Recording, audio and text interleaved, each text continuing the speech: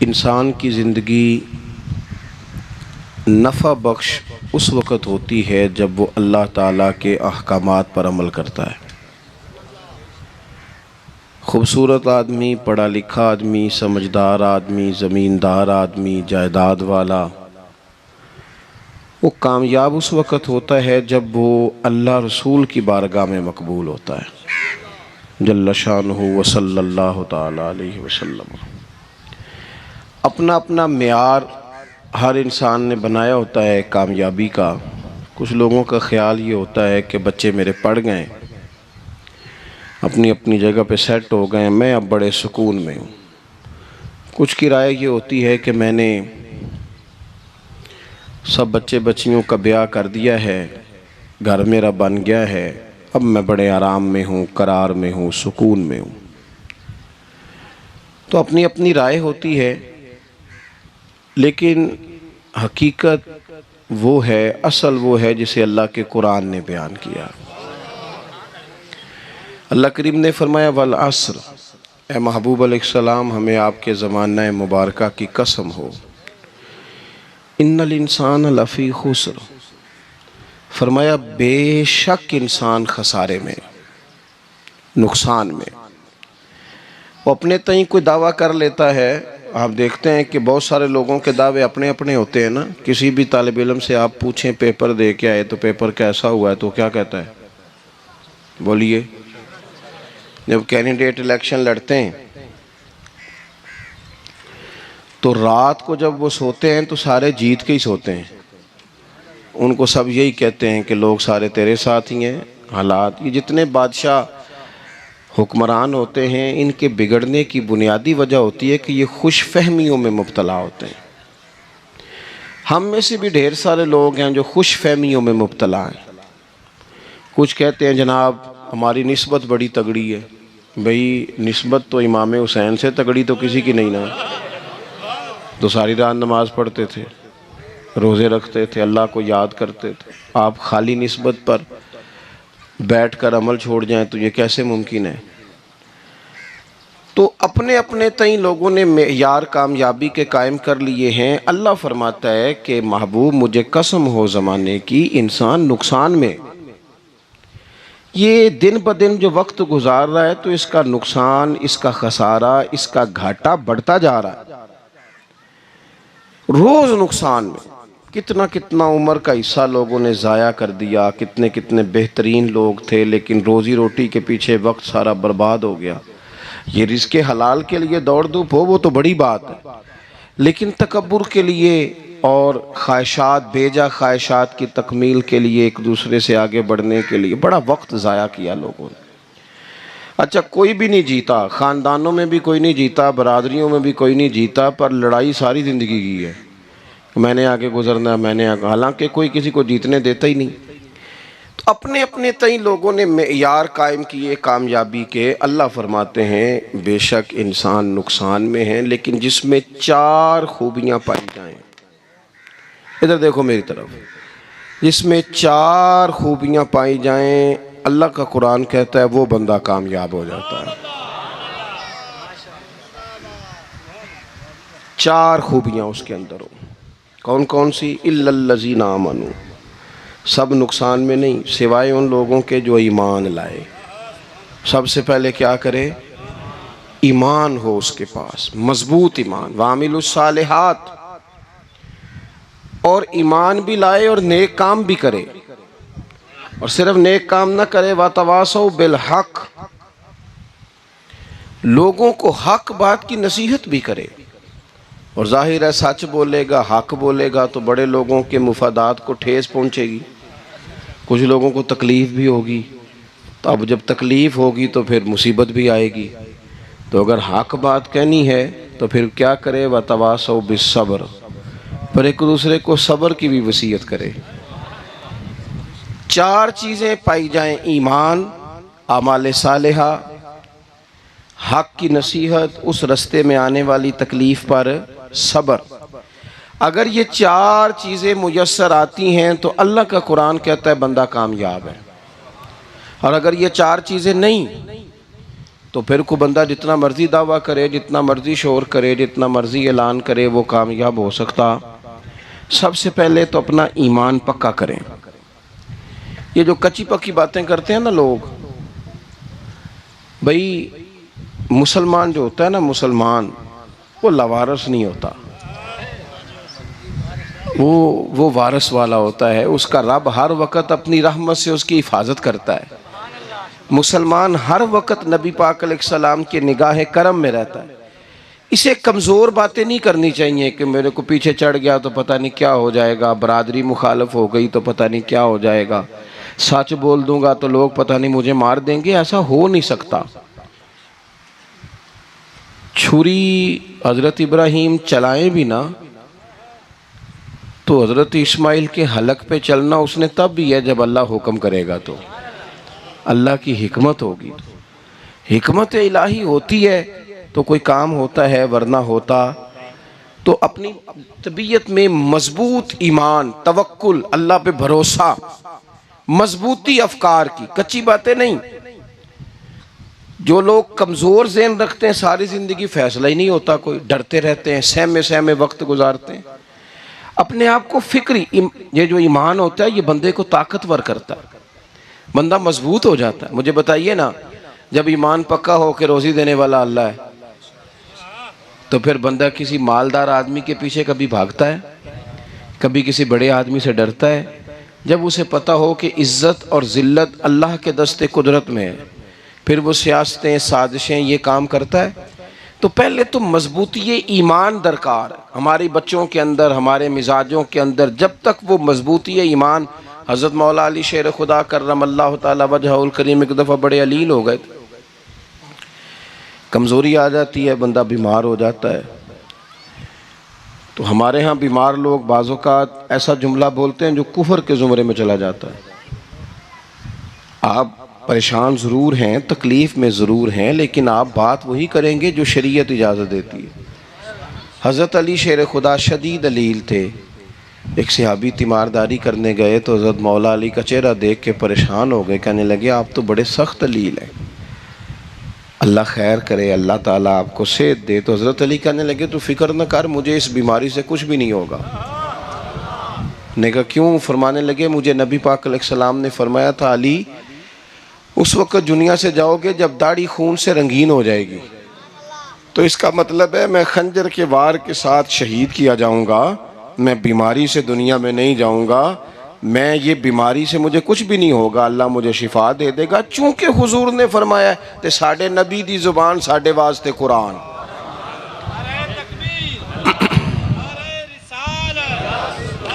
तो सबसे पहले तो अपने ईमान के अंदर, तवक्कुल के अंदर मजबूती पैदा करें। मुसलमान देखो ना, नमाज पढ़ने से रोज़ी में बरकत होती है कि नहीं? वैसे जो चुप है उनकी भी होती है कि नहीं? नमाज पढ़ने से रोज़ी में बरकत है। तो फिर इसका मतलब ये है कि जब टाइम आए ना नमाज का, तो गाहक जितने मर्जी खड़े हों फिर दुकान बंद करनी चाहिए, फिर नमाज पढ़नी चाहिए, क्योंकि रोज़ी तो अल्लाह ने देनी है, गाहकों ने तो देनी। तो सबसे पहले ज़रूरी है मजबूती ईमान। मेरी तरफ देखें जी, आप वीडियो ज़रूर बनाएं पर मेरी तरफ भी तो देखें ना जी, अल्लाह आपको खुश रखे। मोबाइल अल्लाह तो महंगे महंगे देवे, पर सारी दिहाड़ी ये काम तरी ना करूँ। आप बनाएं ज़रूर, मैं वीडियो बनाने से मना नहीं करता, सारे बनाएं बेशक, पर देखें मेरी तरफ, मेरी बात पर गौर करें। दोस्तों, मजबूती ईमान, तवक्कुल, अल्लाह की ज़ात पर भरोसा। आप कभी मैदान करबला का पूरा नक्शा अपने सामने रखें ना, पूरा नक्शा। दो चीज़ें हैं, इमाम हुसैन को नज़र आ रहा है अब शहादत हो जाएगी, इतनी बड़ी फ़ौज आई है, खुदा की हिकमत के तकाजे समझ में आ रहे हैं, हालात क्या होंगे समझ आ रही, पर एक लम्हे के लिए भी उनका तवक्कुल कमज़ोर नहीं हुआ। अपने रब पर जो मजबूत भरोसा है, मजबूत। सैयदा तैयबा ताहिरा हज़रत फ़ातिमा ज़हरा रदी अल्लाह ताला अन्हा ना ऊँट के बालों की बनी हुई चादर ओढ़कर चक्की पीस रही थी। यहाँ बीबियाँ बड़ा रोती हैं, गरीबी बड़ी है, बड़ी गरीबी है। हालांकि अब कौन बंदा पेबंद वाले कपड़े पहनता है जी, दौर ही गुजर गया। अब तो बड़ी मुश्किल से वो लोग मिलते हैं जो जूता टूट जाए तो गांठ के पहने, वरना तो नए जूते आ जाते हैं। हजरत सैयदा पाक ऊंट के बालों की बनी हुई चादर ओढ़ के चक्की पीस रही थी। तो नबी पाक सल्लल्लाहु अलैहि वसल्लम ने देखा, आंखों में आंसू जरूर आए, पर महबूब ने फरमाया, फातिमा दुनिया में थोड़ी सी तकलीफ बर्दाश्त करो, क़यामत की सारी इज्जतें अल्लाह आपको ही अता फरमाएगा। तो तवक्कुल की मजबूती, अल्लाह की ज़ात पर भरोसा, अपने रब करीम के साथ उम्मीदों का वाबस्ता करना, इससे मजबूती आएगी। दूसरा फरमाया, वामिलुस सालिहात, बेहतरीन अमल किया जाए, जिंदगी में नेक अमाल किए जाए, वक्त ज़ाया ना किया जाए। हर वक्त कोई ना कोई काम बंदा करता रहे। यहाँ बहुत सारे लोग हैं जिनको लोग नेक कहना शुरू कर देते हैं ना, वो समझ लेते हैं शायद हम सच्ची मुची नेक हैं। लोग जो कहते हैं हजरत साहब किबला, पीर साहब किबला, मैं ये तालिब इल्मों को, दोस्तों को, बल्कि अपने आप को भी कई दफ़ा कहता रहता हूँ, अपने आप को समझाता हूँ कि ये लोग तुझे कह रहे हैं हजरत साहब, ये तो रात को तो अपने आप से पूछना, अपने रब से पूछ। कभी मौका मिले तो अपनी गिरेबान में झांक, गौर करके तेरी कैफियत क्या है, तन्हाई में तेरा दिल अल्लाह से जुड़ता है कि नहीं, इबादत में दिल लगता है कि नहीं, खुदा का खौफ दिल में रहता है कि नहीं, गरीब की मोहब्बत, अजीजों कुर्बत वालों का एहसास तबीयत में मौजूद रहता है कि नहीं। वैसे तो मेरा मतलब है, लोग कह देते हैं हाजी साहब आप बड़े सखी हैं, तो इससे तो नहीं ना बंदे ने सखी होना। सखी तो तब होना है जब अल्लाह की बारगाह में मकबूल होगा। आमाले सालेहा, नेक काम, और वो करता रहे बंदा, कोई भी काम उसे नेकी का मिल जाए ना। देखो नबी पाक सल्लल्लाहु ताला अलैहि वसल्लम ने फरमाया, नेकी को कभी हकीर नहीं समझना, कभी हिकारत से नहीं नेकी करनी कि ये बड़ी छोटी है तो मैं इसको करूँ। अब फरमाया कभी हकीर ना समझना, नेकी का काम जो भी मिले कर देना। फरमाया अगर भाई से मुस्कुरा के मिलोगे भी ना तो इस पर भी अल्लाह तुम्हें सदके का सवाब अता करेगा। हम तो उस दिन से के मानने वाले हैं जो कहते हैं तू गली से रोड़ा उठा दे, कांटा उठा दे, किसी की तकलीफ दूर कर दे, किसी इस पर गुंजाइश कर दे, किसी के लिए आसानी कर दे, जो भी खैर का काम मुयस्सर आए पूरे दिन में उसे छोड़े नहीं। सुबह घर से निकले, वो एक सहाबी थे, गालिबन ताबी थे, तो बाजार जाते अपने गुलाम के साथ, तो सारा बाजार घूम के वापस आ गए। खादिम ने कहा जनाब को ना कोई खरीदा ना कुछ बेचा, तो आप सारा बाजार घूम के आ गए। फरमाने लगे तेरा क्या ख्याल है, मैंने कुछ भी नहीं किया।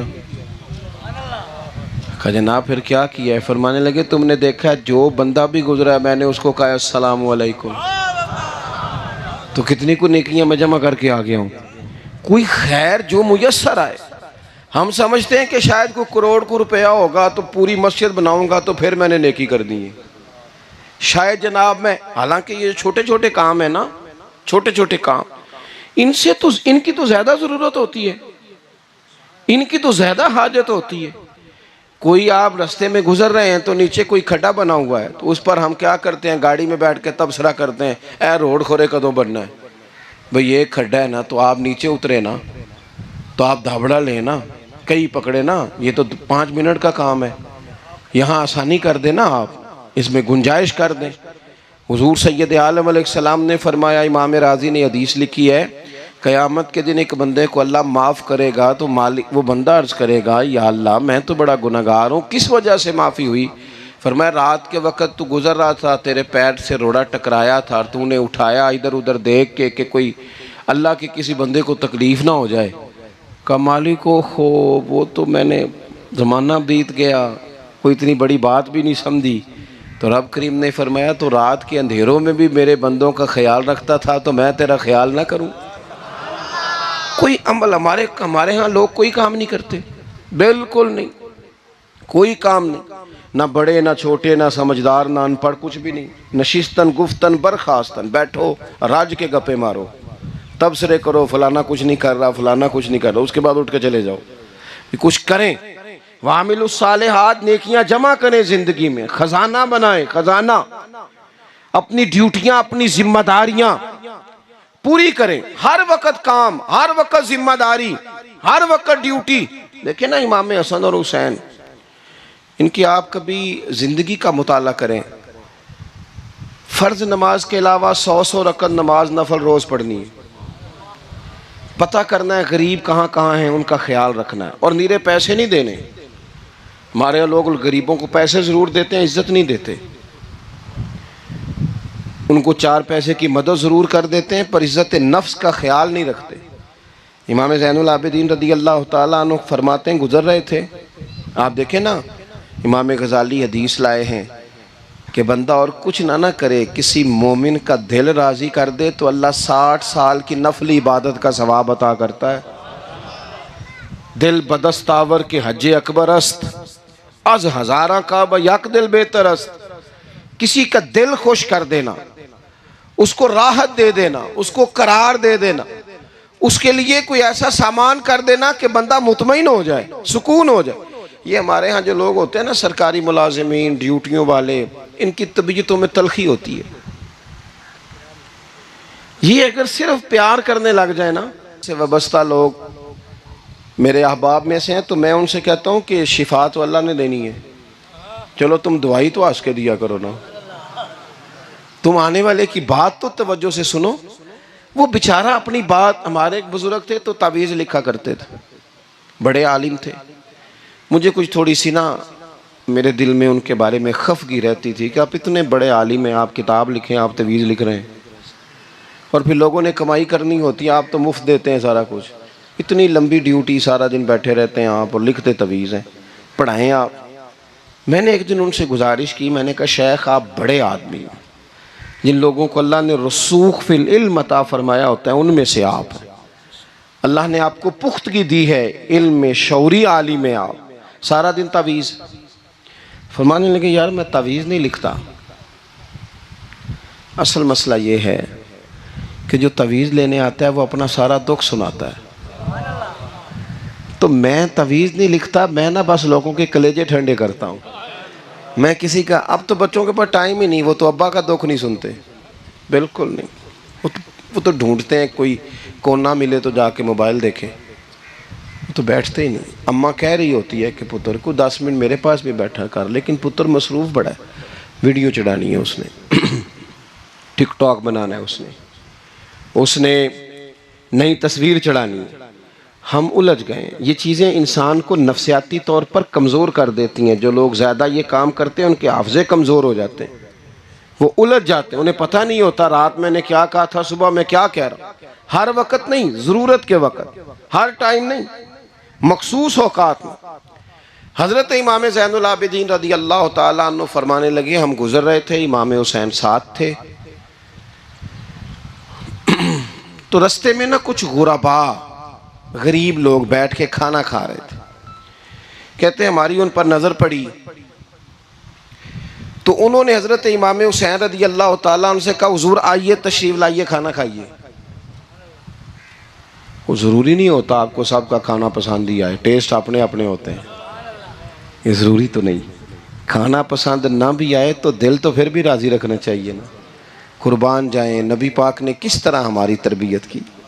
हज़रत आयशा सिद्दीक़ा रदी अल्लाह ताला अन्हा फरमाती हैं, करीम महबूब का मैंने ये तरीक़ा देखा कि अगर खाना ना पसंद होता तो छोड़ देते, पर कभी उसमें से नुक्स ना निकालते, ऐब जो ही ना करते।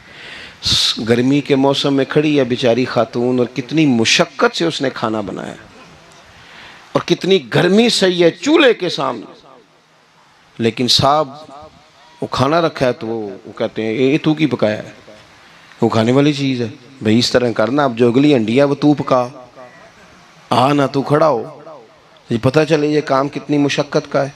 ज़िंदगी में कुछ थोड़ा सा दूसरों का ख्याल रखना, ये भी तो दीन का हिस्सा है ना। आप अपनी ज़िंदगी में हमेशा अपने लिए सोचें, किसी और का सोचे ही ना।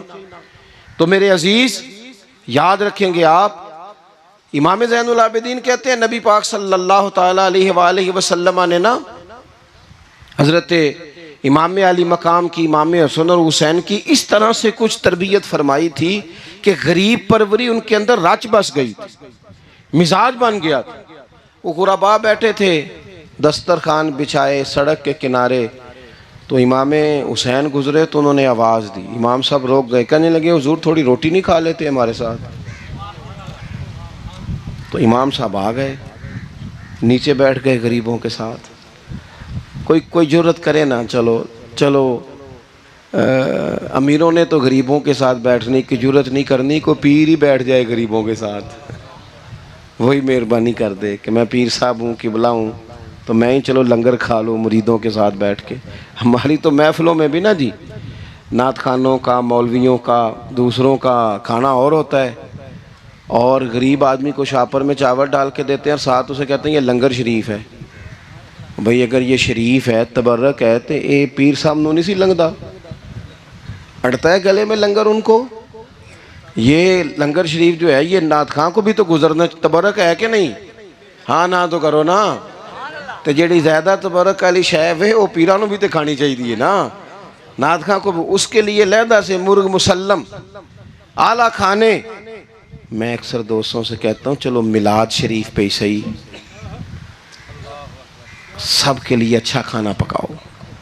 चलो जिस गरीबों के बच्चों को, बेचारों को सारा साल वो बोटियों के लिए लड़ते हैं, तुम मिलाद पे अच्छी रोटी पका दो, तो बच्चा जब खाएगा ना बहुत सारियां बोटियां और चावल, और अपने अब्बा से पूछेगा कि अब्बा जी आज की गल है, बड़ा गोश्त पे लब्ध है। तो हो सकता है गरीब बाप रो ही पड़े और उसे कहे पुत्र तो आज राज राज के खाज साढ़े नबी पाक दा मिलाद शरीफ है।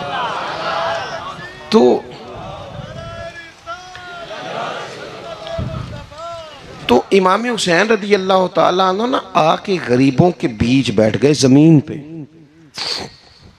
उन्होंने कहा खाइए। तो वो जिस तरह वो खा रहे थे ना सादे बर्तनों में, सादे, इमाम हुसैन खाना खाने लग गए।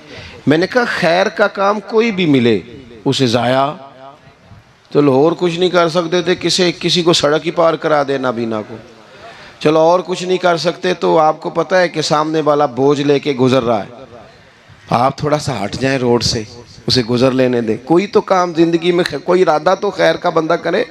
इमाम हुसैन बैठ गए, उनके साथ रोटी खाई। थोड़ी देर के बाद इजाज़त ली, फरमाया जाऊँ? कहने लगे हुजूर और खाइए। फरमाने लगे मैं तो अभी रोटी खा के आया था और आज तक ऐसा नहीं हुआ कि दोबारा खाना खाऊं, एक लुकमे की भूख नहीं थी, जितना भी खाया है ना ये तुम्हारा दिल खुश करने के लिए खाया है। गुरबा मसाकिन की व आमिलुस सालिहात, ईमानदार बंदा ईमानदारों जैसे काम करता ही अच्छा लगता है। 25 हज किया इमाम हसन और हुसैन ने मदीने से मक्के पैदल जाके। कितने बोलिए?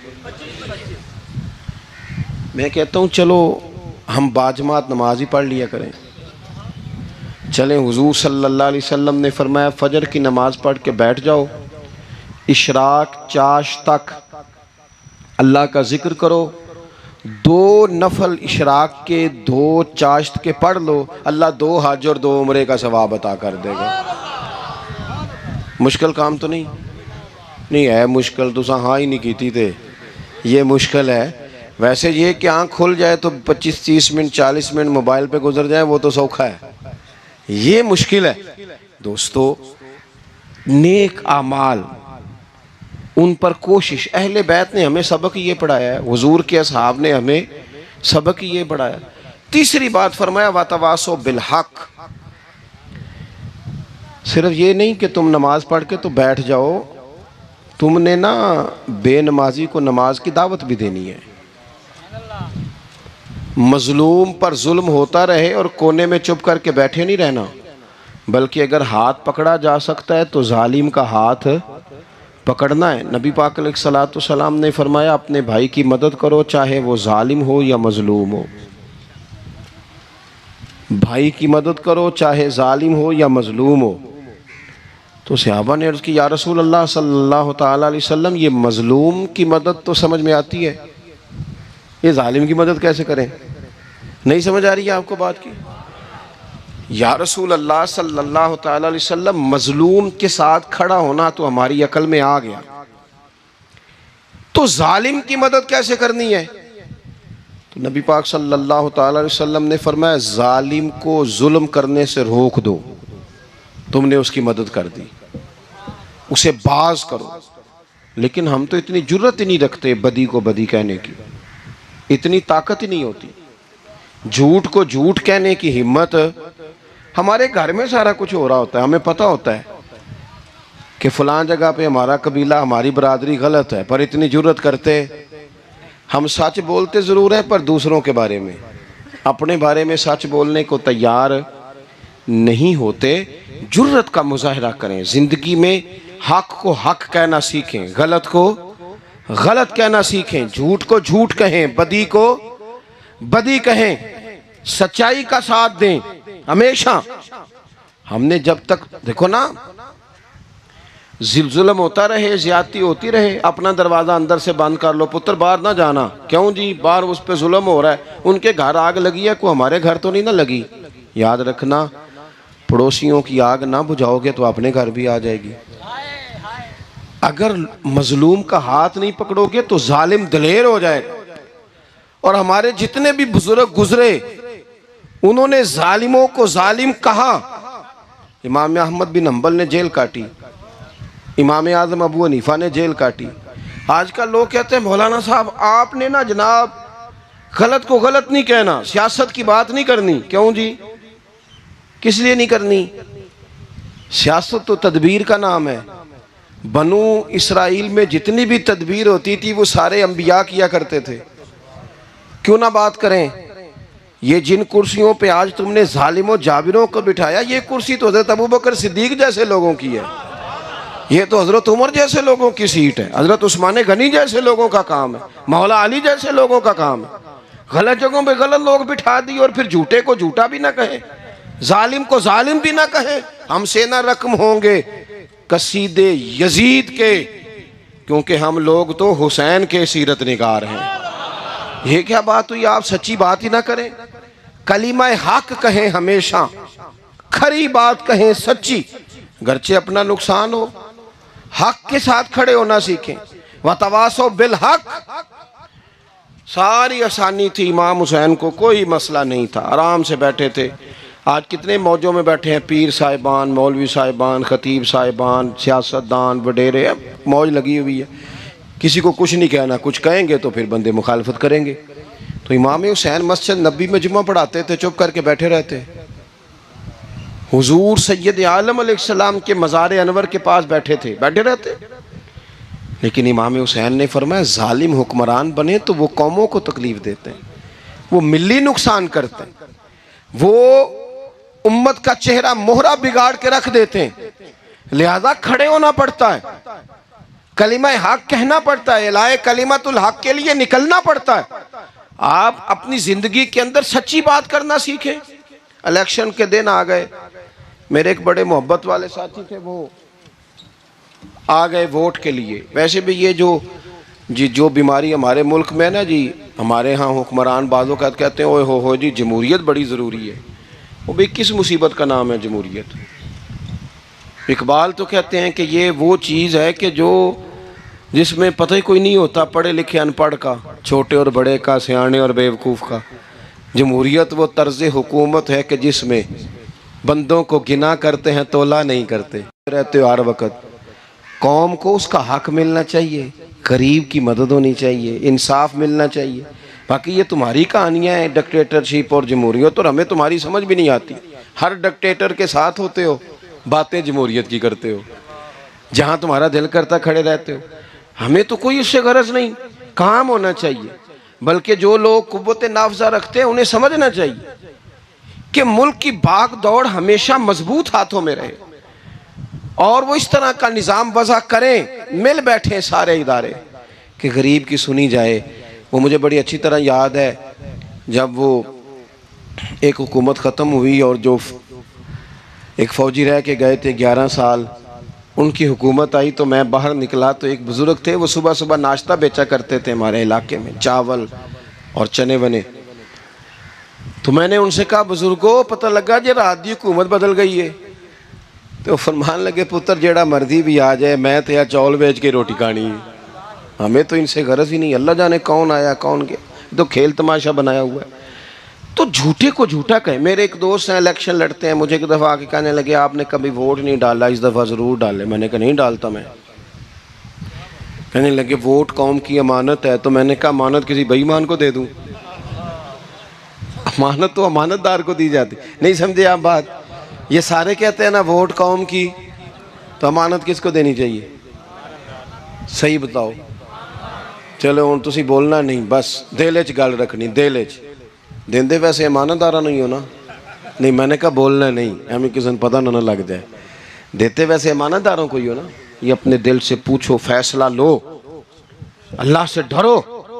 जालिम का मददगार जालिम होता है, जालिमों का मददगार जालिम होता है। वो तेरे मेरे वोट पर जीत कर जब जुल्म करेगा तो फिर कौन है जो ये दावा करेगा कि जनाब मैं जालिम का मददगार नहीं? सोचो समझो गौर करो। अजीज भाई, इमाम हुसैन रदी अल्लाह ताला अन्हु ने फरमाया सच को सच कहेंगे, झूठ को झूठ कहेंगे। ये नहीं हो सकता कि जनाब जुल्म होता रहे और चुप रहे। और ये सबक कहाँ से पढ़ा उन्होंने? मौला अली शेर खुदा से। हम तो अपने बच्चों को कहते हैं ना बाहर जुल्म हो रहा है, तू पुत्र तू ना बाहर जाना, हमारी नहीं लड़ाई। लेकिन जब हज़रत उस्मान गनी रदी अल्लाह ताला अन्हु पर बलवाइयों ने हमला किया ना, तो चूँकि हज़रत उस्मान गनी खालू थे इमाम हसन और हुसैन के, हज़रत उस्मान खालू हैं, सगे खालू हैं, तो हज़रत मौला अली शेर खुदा ने ये नहीं कहा कि पुत्र इतने बंदे आ गए हैं, तलवारें हैं, मुआसरा है, बाहर ना निकलना। बल्कि हज़रत मौला अली ने ख़ुद अपने दोनों बेटों को तलवारें पकड़ाईं और हज़रत उस्मान गनी के दरवाज़े पे खड़ा करके कहा पुत्र ख्याल रखना तुम्हारे होते हुए कोई भी शख्स हज़रत उस्मान गनी का दरवाज़ा ना क्रॉस कर पाए। खुद अपने बच्चों को हर जंग में हज़रत अली साथ लेके जाते थे। हम तो बच्चों को दिलेरी सिखाते ही नहीं, बुज़दिल। और कुछ हमें बाबे मिल गए, वो कहते मुंडे नूं साया है। मैं क्या बाबे नूं आप साया है, इनू भी करो दम कराओ, इसको नजरी साया आता है। कैसे नादानों से पाला पड़ गया। क्या होता है वो साया? अच्छे भले सियाने नौजवान बत्ती बंद करके अंदर लेटा हुआ बच्चा है, बाबे नूं बाबा कह गया इनू साया है। बाबा केड़ा कह गया जेड़ा बाहर रोटी लैन आया सी? भी एडी पहुंची सरकार होंदी ते टुकर ही घर खा लेंदी। लोगों के किस्मत का हाल बताता है, अपनी इतनी खराब है कि मांगता फिरता है। क्या मजाक बनाया हमने अपने साथ। थोड़े समझदार हो जाए, हर बंदे की बात का असर कबूल ना किया करें। मोमिन के पास ताकतें होती हैं, जो जिधर लगाता है चुप करके लग जाते हो। इन्नल्लज़ीना क़ालू रब्बुनल्लाहु सुम्मा इस्तक़ामू ततनज़्ज़लु अलैहिमुल मलाइका। अल्लाह कहता है तू डटना सीख, रब का नाम लेके डट जा, रब तेरी मदद के लिए फरिश्ते भी नाज़िल कर देगा। कहीं खड़े होना सीखें, जिसका जो मन आता है वो तबाही करके गुजर जाता है, बिल्कुल कतन नहीं। तो इमाम हुसैन ने सही को सही कहा, गलत को गलत कहा, और डट के कहा, और पूरे वसूख से कहा, और पूरी वो हजरत इमाम अबू मालिक खड़े थे ना, तो ये बादशाह बड़ी बड़ी गलत बातें भी करते हैं। अच्छा चले सही बताएं आप, मैं आपको अपनी बात बताता हूँ। कई दफ़ा ऐसे होता है, कई दफ़ा के बात कोई हो जाती है, कर लेते हैं, तो कोई साथी तवज्जो दिलाता है कि आप तो बोलते बोलते ये कह गए, तो एहसास होता है ओहो यार गलती हो गई, हो जाता है। बड़े बड़े जो मुहद्दिसीन थे, बड़े बड़े लोग, उन्होंने कहा यार हमारी ये राय थी, फिर उसके बाद हमें ये पता चल गया, अब हमारी राय बदल गई है, इसको रुजू करना कहते हैं। बड़े बड़े लोगों ने कर लिया। लेकिन हमारी सियासी जमातों का हाल ये है कि उनके किसी कारकुन से पूछे ना तुम्हारे लीडर ने कभी गलती की है, तो वो क्या ने क्यों माज़अल्लाह ये फरिश्ते क्या है, ये गलती नहीं कर सकते। अगर बड़े बड़े लोग कहते हैं यार यहाँ हम भूल गए थे, ताकि सहाबा किराम अलैहिम रिदवान अपनी राय से रुजू करते। यहाँ क्या हाल हो गया, किस चक्कर में हम पड़ गए। जमातों को बुत ना बनाओ, वो जमाते रहने दो, अगरचे बुत हैं जमात की आस्तीनों में, पर मुझे हुक्म अज़ां ला इलाहा इल्लल्लाह। तो सच को सच, झूठ को झूठ। हज़रत इमाम अबू मालिक खड़े थे, तो हारून रशीद बादशाह था। कुछ बड़े खुश आमदी लोग होते हैं, नहीं जी नहीं सरकार आपकी तो क्या बात है, क्यों जी इतनी तारीफ़ें क्यों कर रहे हो? कहते हैं इसने खर्चा किया, मस्जिद बनवा के दी है, ये जनाब चंदे देता है। वो खुदा के बंदो, चंदा देने का मतलब ये जो मर्जी कहा जाए। हजरत इमाम मालिक हारून रशीद के बड़े बादशाह के दरबार में खड़े थे, किसी बड़े के, हारून रशीद था या कोई और था, तो वो ना मक्खी बार बार बादशाह को तंग करती। मक्खी कई दफा नहीं काबू आती, 3-4 बंदे भी लग जाए तो नहीं काबू आती, पकड़ी नहीं जाती, मक्खी जो हुई। वो मक्खी बड़ा तंग कर रही थी, तो उसने ना गलत जुमला कह दिया, गलत कहने लगा माज अल्लाह सुम्मा माज अल्लाह, नकले कुफर कुफर ना बाशे। कहने लगा इमाम मालिक से क्या जरूरत थी अल्लाह ताला को ये मक्खी क्यों बनाई? अल्लाह की तख्लीक पर एतराज कर रहा है माज। अब खुशामदी को बंदा होता तो कहता जी वो मसला ये है जी, वो असल बात ये है जी, आप बैठें जी, ठंडे दिमाग से समझाता हूँ। लेकिन वो नशे में चूर है ना, तख्त पे बैठा है, सख्त बात कर दी कि क्यों बनाई मक्खी। तो इमाम साहब उठ के खड़े हो गए, हाथ में छड़ी पकड़ी थी, जोर से ज़मीन पे मारी, फरमाने लगे ये मक्खी ना अल्लाह ने तेरे जैसे लोगों का गुरूर तोड़ने के लिए बनाई है कि संभाली तो तुमसे मक्खी भी नहीं जाती, तो दावे बड़े करते हो कि तेरे जैसे बंदों का गुरूर तोड़ने को बनाई है।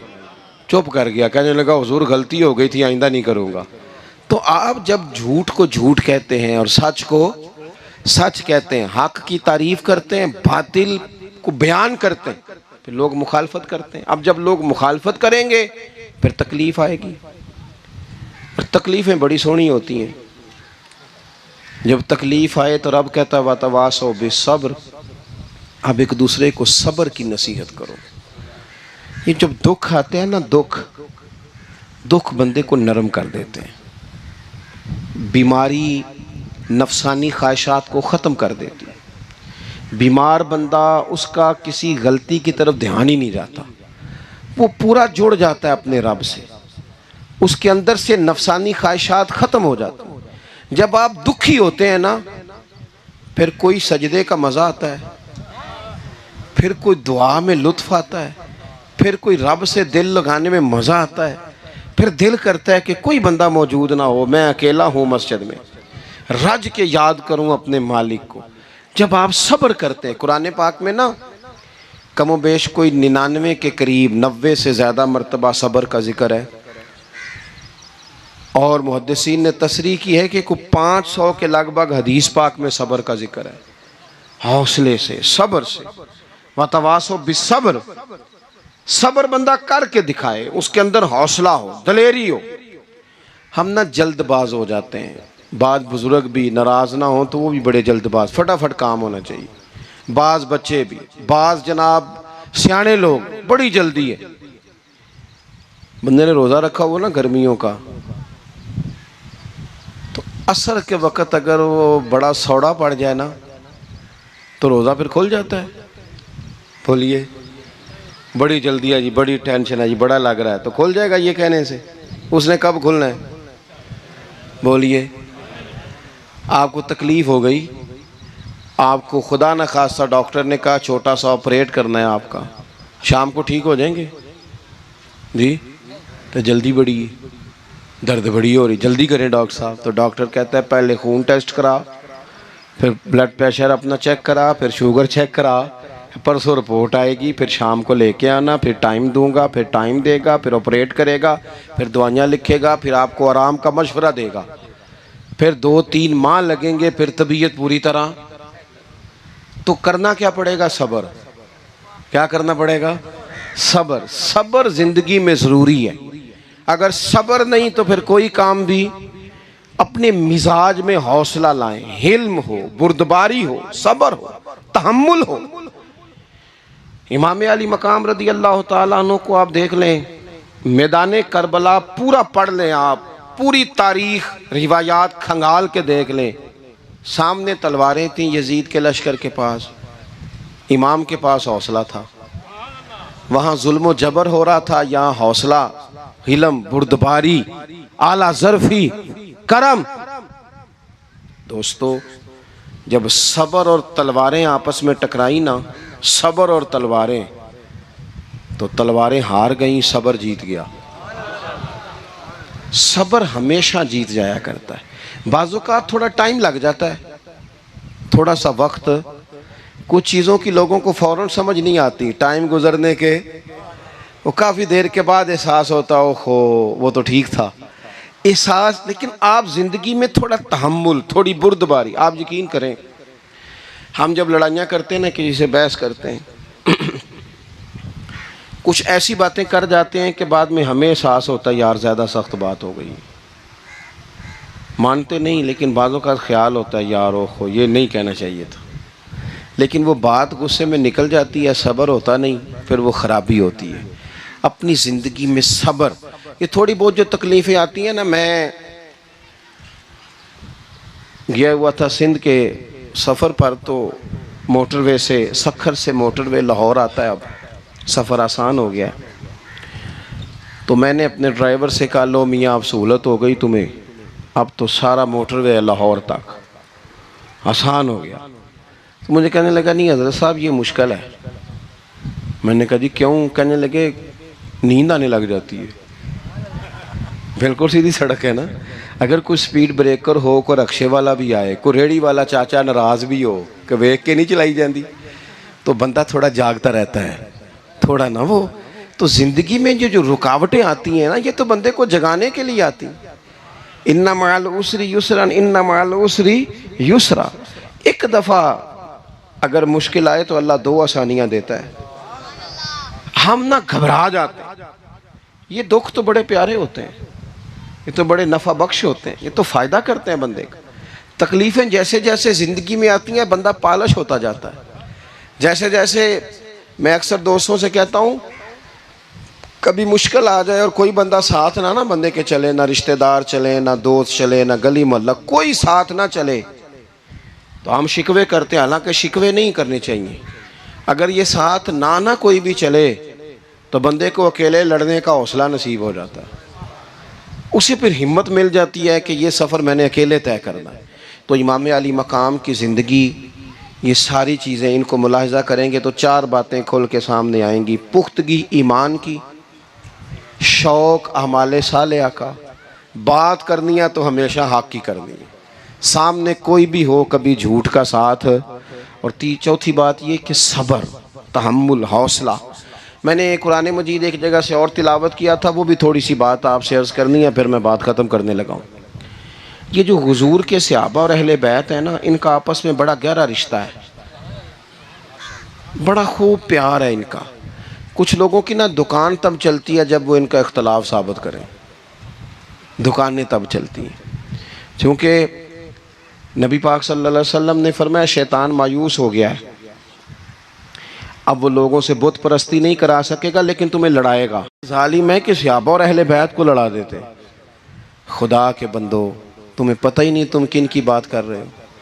पहले अपनी हैसियत देखो, ये लोग कितनी शानों वाले हैं, तुम किन का तज़किरा कर रहे हो। इनके तो नाम लेते वक्त कई दफ़ा डर आता है कि ज़ुबानें भी इस काबिल हैं कि नहीं। कुरान मजीद ने कहा मुहम्मदुर रसूलुल्लाह, मुहम्मद सल्लल्लाहु अलैहि वसल्लम अल्लाह के रसूल हैं, वल्लज़ीना माहू, और जो उनके साथ हैं। ये कुरान पाक के दो जुमले हमेशा याद रखें, तारीख़ रखें संभाल के लोग अपने पास। कुरान पाक ने दो बातें की, फरमाया अशिद्दाउ अलल कुफ़ार, ये जो हुजूर के साथ हैं ये काफिरों पर सख्त हैं, रुहमाउ बैनहुम, आपस में बड़े मेहरबान हैं। तो जब अल्लाह कहता है आपस में मेहरबान है, नहीं समझ आई बात की आपको? अल्लाह कहता है कि आपस में बोलिए, तो फिर अल्लाह की बात माननी है या किसी लड़ाने वाले की बात माननी है? अल्लाह कहता है ये आपस में। बाकी है राय का इख्तलाफ, तो बाप बेटे का भी हो जाता है, होता है कि नहीं? अब्बा कहता है ये काम कर लें, पुत्र कहता है। हुजूर सहाबा से मशवरा लेते थे, कई दफ़ा नबी पाक ने सहाबा की राय पे अमल किया, तो सहाबा में बहुत सारे मामलात इज्तिहादी हुए लेकिन उनमें अदावत नहीं थी, ज़ाती रंजिशें नहीं थी, बुग़्ज़ नहीं था, उनके दिल एक दूसरे के हक़ में नरम थे। लिहाजा शरारत जल्दी कबूल करता है बंदे का दिमाग, शरारतें ना कबूल करें। कोशिश करें कि जो इन लोगों की तारीफ़ किताब व सुन्नत में हमारे सामने आती है, हम सिर्फ़ उसी तारीफ़ पर अमल करें। एक बात सिर्फ सुन लें और मैं अपनी बात को समेटूँ, आपको लुत्फ़ आएगा। तमाम सहाबा हुजूर के गिर्द बैठे थे और जहाँ सब लोग बैठे थे वहाँ जगह ज़रा कम थी। हज़रत सैयदना अबू बकर सिद्दीक़ रज़ी अल्लाह ताला अन्हु बिल्कुल हुजूर के साथ बैठे थे। वो आज भी बिल्कुल ही हुजूर के साथ हैं। क्या मुकद्दर हैं सिद्दीक़ व फ़ारूक के, जिनके घर रहमतों के खजीने में बिल्कुल साथ बैठे थे। अचानक हज़रत मौला अली शेर खुदा आ गए। कोई से अभी भी उठकर जगह दे देता और सारे देना भी चाह रहे थे, लेकिन हज़रत मौला अली जैसे ही आए ना, सबसे पहले हज़रत सिद्दीक़ अकबर उठे और बाजू थाम के आगे जाके बढ़ के मौला अली का बाजू थाम के हुजूर के करीब ला के बिठाया। खुद जरा साइड पे होकर बैठ गए। अब ये हुजूर के सामने सारा कुछ हो रहा है तो बोलना किसने था? किसी को जरूरत ही नहीं होती थी महबूब के सामने कोई तबसरा करे, कोई कर ही नहीं सकता था, किसी को जरूरत ही नहीं थी। कोई ना बोला, खुद रसूल करीम बोले और हुजूर फरमाने लग गया, देखा तुमने मेरे अबू बकर ने क्या किया है। और फिर हुजूर ने जो जुमले कहे वो याद रखने वाले हैं। शेख इस्माइल हक्की ने इसको लिखा है। नबी करीम फरमाने लगे, इज्जत वाला ही किसी को इज्जत दिया करता है, फजल वाले लोग ही दूसरे का फजल समझा करते हैं। तो ये तो साई बेइज्जत लोग थे, ये तो एक दूसरे को इज्जतें देते थे। तुम कौन हो जो इज्जतें उतार रहे हो? तुम कौन हो जो इस तरह का लहजा इख्तियार किए हुए हो? तो इन लोगों का आपस में गहरा ताल्लुक, रब, प्यार, मोहब्बतें, खुलूस, वारफ्तगियाँ। तो कभी भी किसी ऐसे शख्स के चक्कर में ना आए जो हमें इन लोगों से लड़ाने की सही करे। अल्लाह ताला की बारगाह में दुआ करता हूँ, जो मैंने कहा है अल्लाह उसे कबूल फरमाए, जहाँ भूल गए हैं अल्लाह दरगुज़र करे। आखिर दावा या अनिल हम्दुलिल्लाह।